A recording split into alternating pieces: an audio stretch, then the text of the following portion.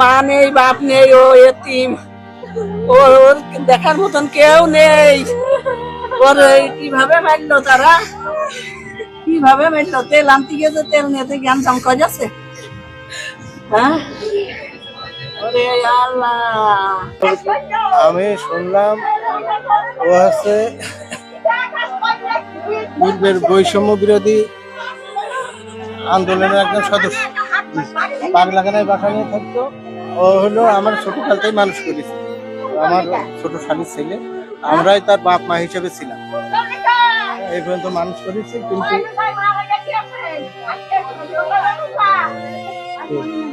কিন্তু এখন শুনলাম যে ওখানে ওরা তেল আনতে গেছে কয়েকজন, বোতল নিয়ে, বোতলে তেল দিইনি, না দিলে ওরা চলে আসছে।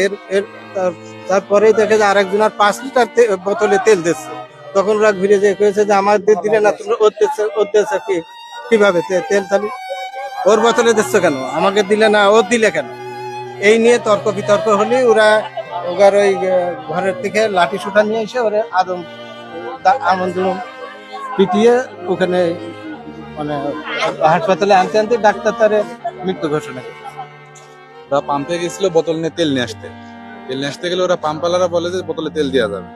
চলে আসছিল, পরে দেখে যে আরেকজনেরই 5 লিটারের ঢম ওই বোতলে তেল দিচ্ছে।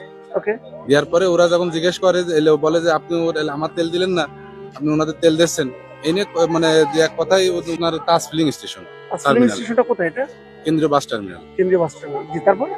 তারপর ওখানে বাগবিতণ্ডা হওয়ার পর এক পক্ষে আপনার আছে যে তেল কর্মীরা আপনার আছে যে লাঠি সোটা নিয়ে এসে ওদের আঘাত করার পরে তারপরে ওখান থেকে অসুস্থ অবস্থায় হাসপাতালে নিয়ে এসে তারপর মৃত্যু ঘোষণা করে।